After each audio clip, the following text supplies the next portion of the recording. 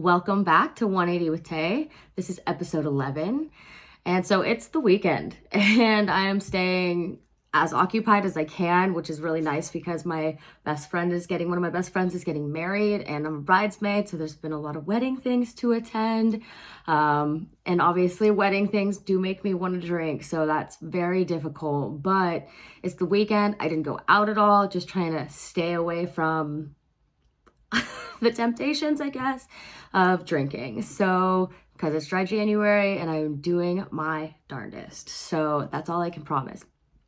And anyone that's doing it too, or that's even attempting, hell yeah. So, like I said, I'm staying preoccupied, and I'm trying not to get super down on myself because I did fuck up. I was so serious about dry January, and then right off the bat I messed up. So excuses are excuses, and I made them.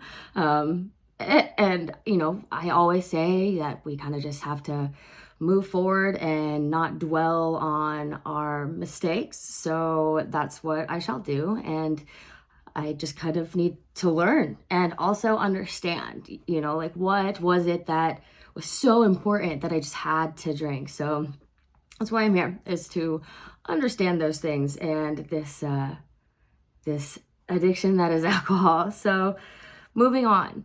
Today is another segment that I want to introduce called Booze Cues. This is a segment where questions are asked, I answer them, and also I kind of want you to think about them yourself. So when I ask them, I am going to answer them based off of, experience and my understanding. It does not mean that they are solid facts. It does not mean that that is what it meant for you. None of that. It's just these are my answers, and there will be more questions. And if you have questions for Booze Cues, send them to me any which way. Emails 180withtay@gmail. And there's multiple ways to contact me. Instagram, Facebook, 180 with Tay. Literally just search it wherever and I'm there. So we're just going to start right off the bat with one of the more serious questions. And even though Booze Cues is a super cute and fun name, it should be a little bit serious because alcoholism is. So that's actually what the first question is. So perfect little segue. So the first question is, what is alcoholism to you? And for me, it's really just the constant need to be drinking. You wake up and it's in your system. And obviously there's levels to this, right? There's really hard alcoholism, and then there's just, the drinking culture that we're in where it's just constant, and it's just part of how we've grown up and what we're accustomed to. And so alcoholism, there's levels to it. And to me, it just means that you are addicted to drinking. You wake up, you think about it. You're eating breakfast, you're eating lunch or dinner, and that is what you're thinking about, is having alcohol with your meal. How you would rather just be fucked up than being sober. And it's when you do have alcoholism, something bad is happening. Your relationships are diminishing. Your progression in life is diminishing. So something serious has to happen to make you want to kick in and make life changes. And that is kind of why I'm here, obviously. So, and I am grateful to be able to make these changes. Some people don't even realize that changes need to be made. And I think that it is important to at least recognize and maybe put just a little bit of effort in. So here I am, here we are. And before this, I wasn't drinking every moment of the day. I mean, there might have been some months of some years where I may have been going all day and all night all the time, but that's not how it was before this. All the time. And obviously with COVID and separation from friends and family, and I live far away from all my family, so that's always hard. And career changes. So yes, I did drink frequently, but it wasn't breakfast, lunch, and dinner, and 7 days of the week, 24 hours of the day, minus sleep. So alcoholism has levels to it, and that's really my answer, is that there's no significant, you are an alcoholic. I mean, obviously, when you know. But with us in our age, it's hard to tell because it's just always around, and the weekends involve going out and drinking. So that's that. And you can make of it what you will. So the next question for Booze Cues is, are there things or circumstances you've found that make you struggle the most? And yes, I have spoke on this before, but like we are surrounded, in my day and age, we are surrounded by drinking culture. It's at every event, and we use it for every celebration, and we use it for every emotion that hits: sadness, excitement, depression, anything, like literally anything you feel, you want to drink. And that's just what like our the generation above, generation below, everyone, it just feels like that's just like what we are all accustomed to. So those circumstances make it very difficult to want to stop drinking. Like we use it for coping, and like even when I'm out doing just regular normal things, I would rather be drinking. Like if not like running errands per se, but like just going out for brunch, I would rather be drinking. Going out and doing something, like if I'm going to like a concert, I would always rather be drinking. If I'm doing art at home, I would rather be drinking. Like if I'm reorganizing my room listening to music, I would rather be drinking. Like it's just engraved, and it's just more fun. And that's where I have to like get past that hump, is like understanding it's not always necessary. Like I am trying to train my brain to understand that it is so unnecessary to accompany alcohol with every single thing that I do.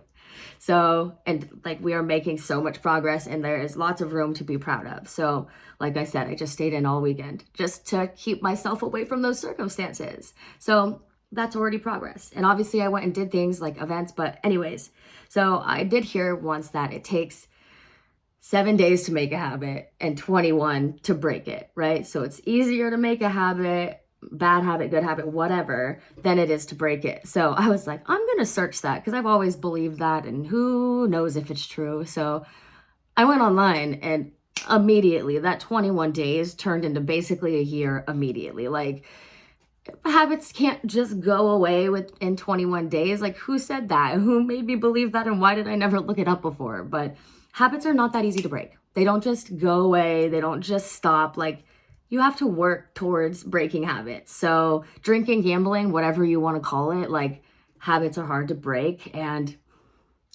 the circumstances we've been provided make it even more difficult sometimes. So that's that. Booze Cues. Next question. What do you consider to be a safe versus unsafe drinking environment? So this one's hard because you have to also trust the people that are around you in these situations. So like a safe drinking environment to me would be drinking at home with friends and family that don't have toxic tendencies. So obviously, like if you're with family and it's known to just like while out, like maybe not the best time to be drinking at home. An unsafe environment for sure would be going out somewhere you're not comfortable with, or that you're super new to, with people that you don't really trust, and you aren't able to control your drinking habits. So right there, you're already combining 3 things that just make life really hard and probably end up at a not so great night. So safe versus unsafe, it can be a lot of different things. Like you just have to be aware of the situation that you're in, and always know like your ways in, your ways out. Have an ICE number in case of emergency. I don't know, like there's just little things that you can do to help make sure that, let's say you don't have the ways to control your drinking and you know you're gonna black out. If you're in a safe environment, it doesn't fucking matter, and you're just safe and you're good to go. If you're in an unsafe environment, might be shit out of luck. So just being aware of where you are, like keeping it in the front of your mind and staying focused, because you got to learn from all your experiences. So hopefully you're not learning from your mistakes that are really, really bad. Crashing a car, hurting a friend, saying something you really don't mean. It could be anything. So there's that. Next question. How have your friends reacted to your decision to change your lifestyle? So one of my tips, tricks, and what the fuck is this tips was to take baby steps. And I have been taking it slow, and I've been taking it easy. I have been making progress, but my friends are really supportive. They definitely want to see me do better, just as I would for them. And I think that's really important, is to have a friend group that is supportive and that wants to help you be your best and help other people too. Like, this is the whole mission. So my friends are very supportive, and I'm very lucky and very grateful. My friends, my family is beyond out of this world supportive. Obviously, they don't want me to be a binge drinker, so they're just as excited, and everyone's kind of just ready to see me do it for myself. So it's exciting, and it should be exciting for you if you're on the same, path. The next question is, what would your advice be to those with friends who give them a hard time about it? And by it, that means like, you want to stop drinking, but like, you guys go out all the time, and like, you're a fucking loser. You don't want to go out, and this, that, and the other. And here's Dash. Hello, you got to get down, baby girl. And so my advice to friends that are giving you a hard time about it is like, I wholeheartedly believe that we can do anything we set our mind to.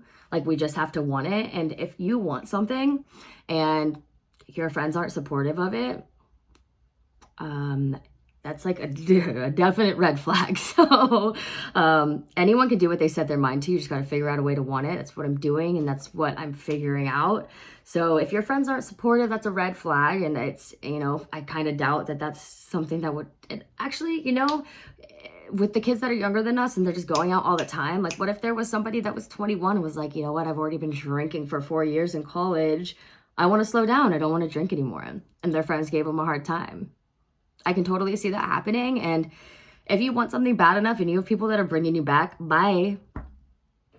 See ya. That's all I have to say about that. So supportive friends are super important. If you need support, one of the other tips is use your resources. They're online, they're everywhere. So if you need help, it's there.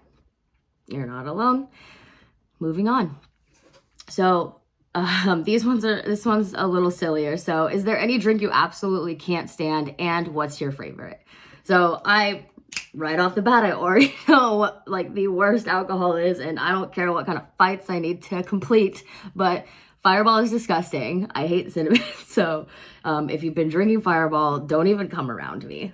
I don't want to smell it. It's so gross.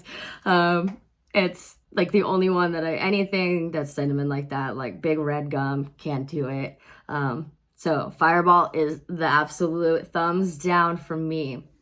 But my favorite, on a more positive note, is like Hefeweizen beer.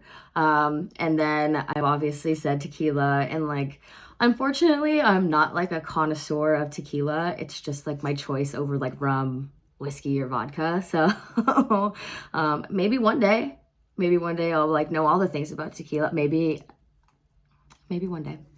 So this is the last question for Booze Cues, and that's gonna be, what is your best drinking memory and your worst? So obviously, with all of the combination of drinking and events that there are, I've had lots of really, really fun memories. But if I had to sit down and think about it, some of my best memories would be drinking beer at the Hofbrauhaus, making friends in Germany, like actually at the Hofbrauhaus in Germany with my mom, my stepdad, my sister, and making friends with old people and young people, German and not. My mom speaks fluent German, so we were just having a whole blast and getting to explore, and I will hold that near and dear to my heart for a long time. And then being in Hawaii with my dad and my soul sister Holly, like, I am so grateful to have experienced those things, and I am so excited for anything in the future. I always say that it's important to have something to look forward to. So if you don't have something to look forward to, start planning, or at least like start thinking about it.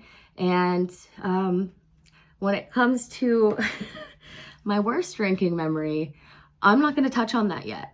I will eventually when I'm ready, but I can say that I learned so much, and the spiritual awakening and the understanding I had of myself and life, and my gratefulness that the moment that it happened brought to me, is unfucking paralleled. I am so extremely grateful to have experienced all of those things, and one day we can talk about it and we'll get in depth and how I learned, and we'll kind of take it from there. So this was Booze Cues, and if you have questions, please send them. And until next time on 180 with Tay.